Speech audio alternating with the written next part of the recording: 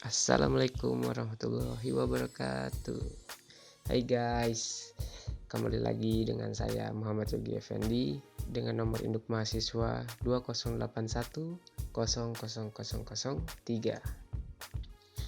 Saya mahasiswa semester 1 Fakultas Ilmu Komunikasi di Universitas Putra Indonesia Cianjur.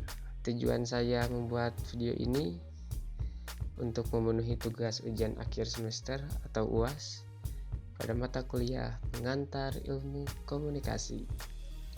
Nah, di video kali ini saya akan sedikit memaparkan materi mengenai komunikasi efektif pada saat public speaking. Pembahasan ini cukup menarik kan? Penasaran seperti apa? Langsung saja ke materinya. Materi komunikasi efektif pada saat public speaking. Lanjut ke materi. Sini saya akan memaparkan sedikit terlebih dahulu mengenai definisi komunikasi. Menurut Onong Uhyana Effendi, ahli komunikasi, merupakan proses penyampaian pesan yang dilakukan seseorang kepada orang lain dengan tujuan untuk memberitahukan, mengubah sikap, pendapat, atau perilaku orang tersebut. Penyampaian pesan dapat dilakukan secara lisan, langsung, maupun melalui media tidak langsung. Yang pertama ada pengertian public speaking itu sendiri. Yang kedua, pengertian komunikasi efektif. Yang ketiga, hambatannya. Yang keempat, tips and trick. Public speaking. Public speaking adalah sebuah proses komunikasi berkelanjutan di mana pesan, simbol dalam komunikasi tersebut berinteraksi antara pembicara dan para pendengar. Adapun sepengetahuan saya menurut Y.S. Gunaidi, dalam himpunan istilah komunikasi, public speaking adalah sebuah bentuk komunikasi yang dilakukan secara lisan tentang sesuatu hal atau topik di hadapan banyak orang. Tujuannya adalah untuk mempengaruhi, mengubah opini, mengajar, mendidik, memberikan penjelasan, serta memberikan informasi kepada masyarakat tertentu pada suatu tempat tertentu. Karena sifatnya yang dinamis dari dua penjelasan tersebut, maka public speaking juga dapat diartikan sebagai sebuah aktivitas yang sangat dekat dengan asosiasi kata perubahan, change. Melalui public speaking, kita dapat mengetahui pola pemikiran dari seseorang, mengetahui gagasan masa depan seseorang, dan ide-ide luar biasanya. Kita juga dapat mengetahui perubahan seperti apa sih yang digagas oleh orang tersebut atau yang direncanakannya. Selanjutnya ada komunikasi efektif. Komunikasi efektif adalah komunikasi yang mampu untuk menghasilkan perubahan sikap pada orang yang terlihat dalam komunikasi itu sendiri.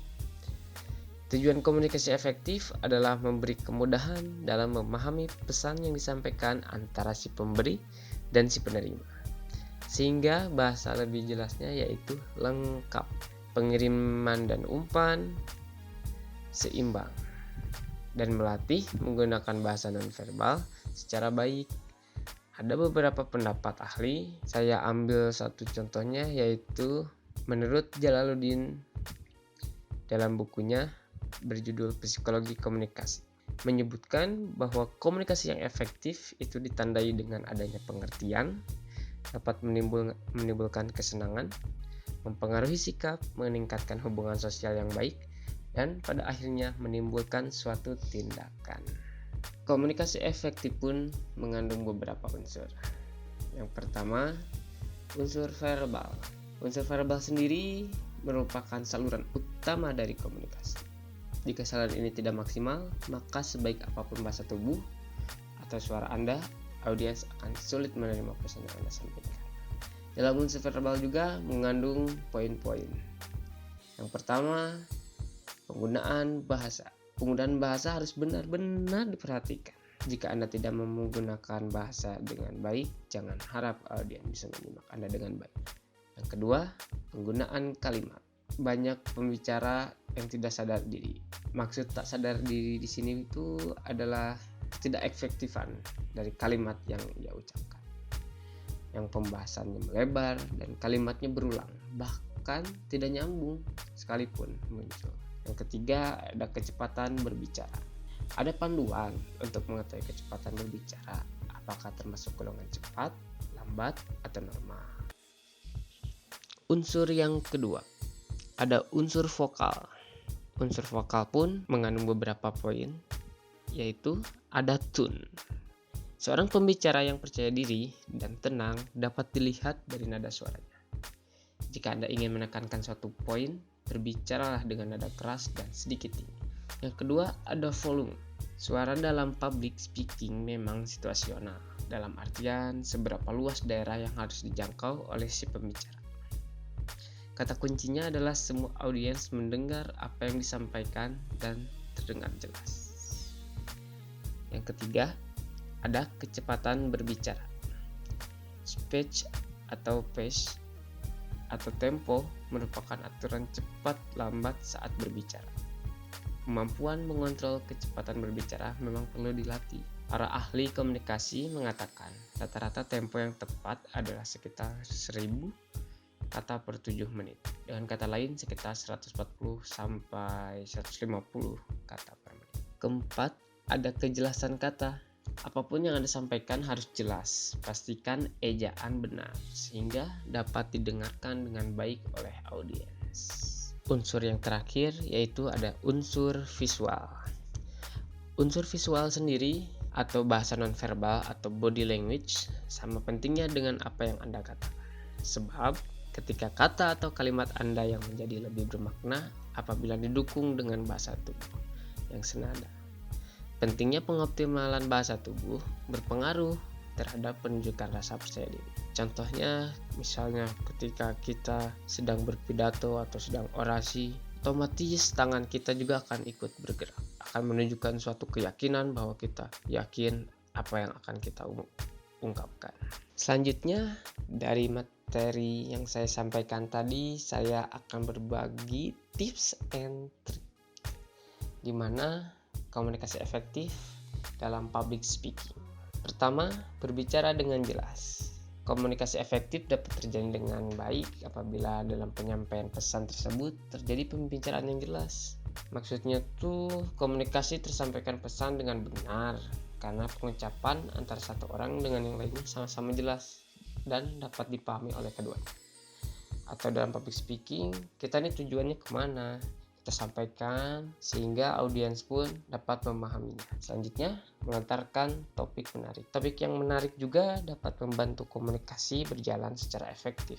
Karena dengan topik yang menarik, seorang tanpa tidak sadar akan merasa nyaman dan terhubung dengan hal yang sedang disampaikan. Selanjutnya, penyambutan nama dengan tepat. Kadang ada beberapa orang sangat tidak nyaman jika penyebutan namanya itu kurang tepat. Selanjutnya, memperhatikan tata krama dalam berbicara. Komunikasi efektif akan terjadi apabila dalam proses interaksinya memperhatikan tata krama yang baik dan sopan.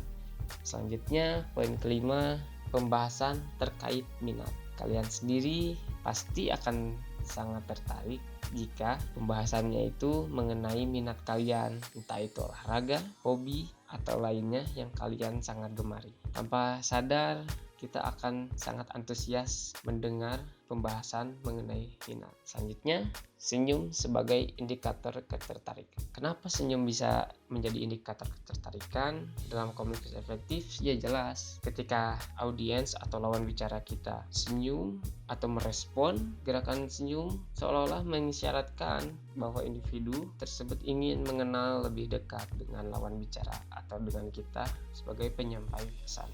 Selanjutnya, ada memperhatikan bahasa tubuh. Ini juga kadang sering dilupakan ketika menyampaikan sesuatu hal atau kita sebagai penyampai pesan. Alangkah baiknya memperhatikan gerakan tubuh kita. Selanjutnya, tidak hanya hal-hal yang kecil saja, ternyata hal-hal yang mengenai diri kita pun sangat berakibat fatal dalam komunikasi efektif. Memuji diri sendiri, hati-hati. Ada orang baik bilang dirinya baik, otomatis nanti lawan bicara Anda atau audiens akan tidak nyaman. Selanjutnya, mampu menempatkan diri sesuai situasi dan kondisi. Komunikasi dapat berjalan dengan lancar tuh ketika kita bisa menempatkan diri sesuai dengan situasi dan kondisi. Artinya, seseorang harus paham betul dia harus berbicara dengan memperhatikan kondisi atau lingkungan sekitarnya. Contohnya, ketika kita memberi arahan di kerumunan banyak orang, tetapi kita sendiri tidak menggunakan bahasa yang lantang atau nada bicara kita, jadi orang lain tidak dapat menyimak atau tidak dapat memahami kita berbicara apa. Yang terakhir, tunjukkan rasa simpati. Nah, ini penting. Sikap simpati, perasaan yang dimiliki seorang karena rasa tertarik atau berbagi, mulai dari kewibawaan, penampilan, sikap, karakter, dan lain sebagainya. Artinya, tunjukkan rasa simpati itu atau orang dan lainnya dapat sama-sama merasakan feel yang disampaikan oleh komunikator akan lebih sering terasa lebih sopan, menghargai, dan ketertarikan tersendiri. Sekian penyampaian dari saya mengenai komunikasi efektif pada saat public speaking. Jika ada kata-kata yang kurang dipahami atau salah-salah kata dari saya mohon maaf. Terima kasih. Assalamualaikum warahmatullahi wabarakatuh.